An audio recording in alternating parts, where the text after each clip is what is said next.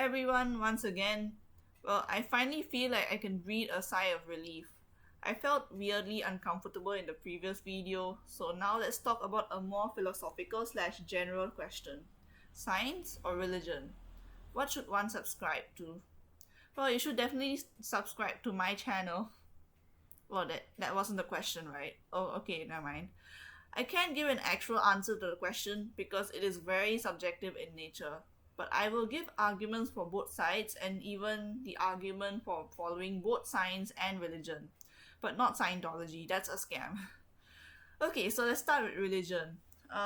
Basically, this whole thing will be having the main, like the more philosophical side, or at least the more argument side of things. And if you want examples, they'll be in the slides or in the links. I don't know which where I'm gonna put them. Right. So for religion, why would that be something that people want to follow? So first argument would be that it gives them a sense of security by putting faith in a higher being.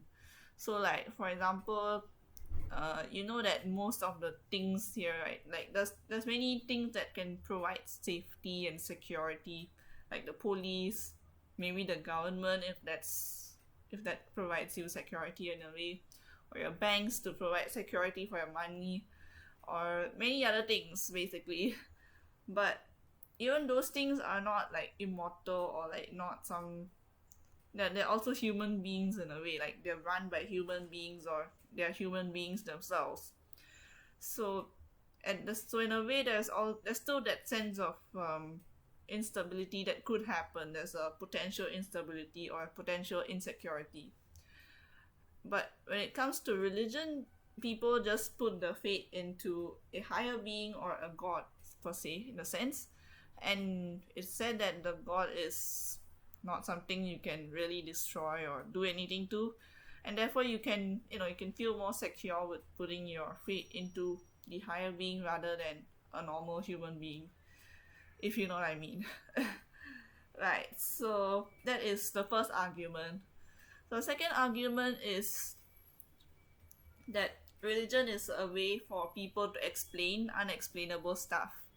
Well, this would be maybe stuff like how the world started, like the universe started. Because that's one of the things that everyone has an explanation for. Even though we also have an explanation for it in science, aka the Big Bang Theory. Um, but like before that happened, people came up with their own explanations based on their religion. So the third reason would be the community aspect. And that one would be, what I mean by community aspect would be that, let's say you want to do something, but if you're all alone, it feels really bad. Like it feels really sad and like lonely in a sense. But when you do something together with a bunch of other people who share the same values as you do, you feel better about it. You feel nice. So in a way, religion helps some people to find a community that they can vibe with, that they can do things together with. And this doesn't mean that they have to be like a cult or anything, but it can be like a more friendly kind of a community. Yeah, so that's the community aspect. So the fourth reason would be to spread good values. Okay, this is based on what people consider to be good values. So the idea of religion is to spread what human beings believe are good values. That's the argument. So if you know these, you can use these arguments and then explain it a little bit better, based on examples or with a logical reasoning, because it's a bit philosophical in a way too. So for example, if you want to explain spreading good values, you would probably talk about the fact that there are certain philosophical things that allow you to reason that doing good things, if I would say good things with apostrophe quotation marks, it leads to benefits for more people. So that's why in religion they want to give benefit to more people, so they spread the so-called good values, if that's what you would want to say. Yeah, so that's the arguments for why people would want to follow religion. But there are also some so-called what's that thing rebuttal in the sense, and that would consist of some points which I can cover right now. So first rebuttal is that, well, the way you explain things that aren't explained otherwise, well, are they really is that even a real explanation sometimes? Like, would you believe that explanation? Because these explanations are not proven and are sometimes even wrong. Like, technically sometimes even wrong. Of course, that depends on whether you believe it to be wrong. But if, let's say, you feel like, okay, maybe you can take it like this. Like, if you have the view of the earth going around the sun, that was a religious view. But the sun, wait, no, not earth going around the sun. So earth going around the sun was the scientific view, but the sun going around the earth was the earlier religious view, which was wrong in the sense. So in a way, the religion didn't really give the right explanation for that phenomenon that was observed. So the second rebuttal would be that you could get this illusion. So getting this illusion, or like what I mean to say is, sometimes you get a little bit too into it and then you forget about the actual real world. Or at least you feel like it can solve everything in a sense. And this is slightly different from the third one, but which I'll get to in a minute. But basically, the idea is, if some people are really into their religion and they end up believing completely and 100% in it, and it could lead to certain disillusionment in a sense, if you know what I mean. So the third rebuttal I mean, is the idea of cults. So there are some people who form religions, but they don't form it in benevolence. They form it to take advantage of other people. Of course, the major religions are not like that lah. Like, for the most part, they're not exactly trying to take advantage of people. I hope so. But there are definitely some smaller factions of maybe the major religions, or even completely new religions that are based on one person who wants to take advantage of people, or who wants to create a cult. And that is not a good one. So that leads to some troubles and can actually ruin someone's life rather than help their life. So yeah, the last rebuttal is it creates certain unfounded fears / superstitions. People have many superstitions today, and some of them can be attributed to religion. And some of them can be just attributed to random things that they notice, some so-called supernatural events, then they just come up with the explanation. But it's not necessarily linked to religion per se, but more of just a rumor or something that's been spread around. But sometimes religion does create certain superstitions that people have to follow, and it can be troublesome sometimes, or maybe it may not really make much of a big difference to your everyday life. So yeah, it depends on just how impactful that superstition is on everyday life. So those are the so-called rebuttals to religions per se. Yeah. So now let's look at the idea of believing in science. So science, well, the first reason is it is facts. I mean, at least as far as we have managed to prove it, it is factual. And people like factual things, right? I hope so. Okay. And since it is factual, you have a good reason to believe what it says. And the second point is that it follows a logical method to determine something. So there's a scientific method, and that means that when you come up with a conclusion, the process that you took to come to the conclusion is somewhat very valid in a sense, and therefore your conclusion will be more trustworthy and more believable in the sense, and technically more correct, if you would want to say that. And the third point would be that you can be somewhat more sure of how good or bad some actions are. So what I mean is, you can actually quantify the consequences of the actions. So what I mean is, maybe in religion you would say, oh, don't do this, something will happen to you, right? But in science, maybe you can see, oh, let's say, I don't know what should I say. Okay, let's say you uh I don't know, like maybe you cut down a tree. And maybe in a religion they may say, oh, don't cut down the tree because something bad will happen to you or something like that. I'm not sure if there's a thing. I'm just saying some random example.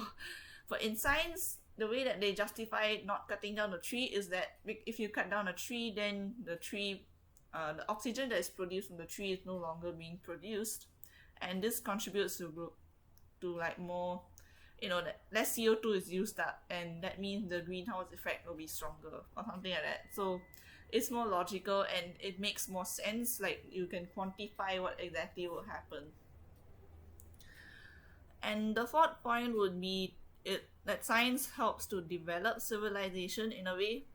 um, and that's not to say that religion doesn't, but more like science helps to provide the infrastructure and the technology that helps civilization grow, and can sometimes help to debunk some of the things that religion might, perpetuate. So that is for science. What are the rebuttal to the science? Like, what is the rebuttal to this particular argument from believing in science? Well, the first one would be that even with the scientific method, we keep having to find answers. Like, we can never get to the end of answering something. And even if we do have an answer, we are not entirely 100% sure that the answer is the answer. Precisely because science has told us that we cannot be 100% sure of anything. Yeah, literally. So science itself has told us that we cannot be 100% sure of science. Okay, I'm not sure what to say about that. Okay. And what I mean is, for example, if you take H2 physics, you know that there is that thing where you will have a small error in measurement of position and momentum, and that's regardless of whatever instrument you use or how precise the instrument is. You're still gonna have certain so-called slight variations or slight errors in the measurement. And likewise with many other things that we count as normal, like for example, we say that the universe started by the Big Bang, but we still do not know the full details of what happened so long ago, or we don't actually have a full concrete proof that, oh, this is definitely what happened, because there are other theories that came about to explain what happened at the beginning of the world. So that's something that we have to take note of. And the second point is that there are just some things that we still don't understand, and this is somewhat of an extension of the first. Is just that even as we do so many things and we try to find out so much, there are many things that we still don't understand. Like, we still have many questions to ask. So the third one is that science is neutral and hence not necessarily for the well-being of its users. So what this means is, of course, you're assuming that religion is meant for the well-being of its users, as we mentioned in the argument for religion, because people want to do good through the religion. They want to be benevolent, unless they're doing a cult. So if they're trying to be benevolent, then the religion will try to be, be for the well-being of whoever's following it. But science is just science. It's just a nature, like part of nature, and it's part of what we find out. And for example, if you find something that can be used for nefarious purposes, it will be used at some point of time. Right? For example, TNT was not intended for nefarious purposes initially, but it was used in war and for dangerous, nefarious things. So the last point is that science can be a bit abstract and therefore a little bit too not understandable for some people. So for example, if you take stuff like quantum physics, you really don't know if you can truly accept it, even though it is supposed to be acceptable. Sometimes you just don't get it. It's too abstract. Whereas in terms of religion, people do understand the stories or that we come up with, or whatever other explanation is given. Even if it may not be completely logical, it's at least a bit more tangible for people to understand. Right, so that is the points in terms of both religion and science. So now the best thing that I might propose in a sense is to believe in both science and religion. And this is what most people do. They believe in both, like they believe in both science and they also believe in religion. And why do I say that? Well, people learn science in school and they respect their school education. I hope so. I mean, I hope that they actually value that they learn stuff in school, but they do respect what they learn in school. Like people like constantly say the um, mitochondria is the energy cell of the energy powerhouse of the cell. Oh man, I can't talk. And they say it because they learned it in school and they accept it. At the same time, people are in religion. Like there are many people who have a religion today, even though there's an increasing number of atheists. Um, right. So before we move on to why, okay, instead of like saying why this is the best thing, I will talk about how they influence or interact with each other. So the first point is that religion influences science and vice versa. So let's say you like there are certain religious texts that provide very early so-called science or early facts that you can actually retest it with more robust scientific methods and improve. There are actually certain things that have been found in religious texts that can be proven with science, although I'm not exactly sure where I can find an example of that. You probably have to provide that one yourself, but I can tell about it the other way around. Let's say for a very good example of the other way around where science influences religion is that oh wait, before that, actually I can say how religion can influence science. I hope so, because I think there's a certain cultural practices that would come from religion, and those things do have certain scientific value to them, although I think they're more cultural than religious in natures.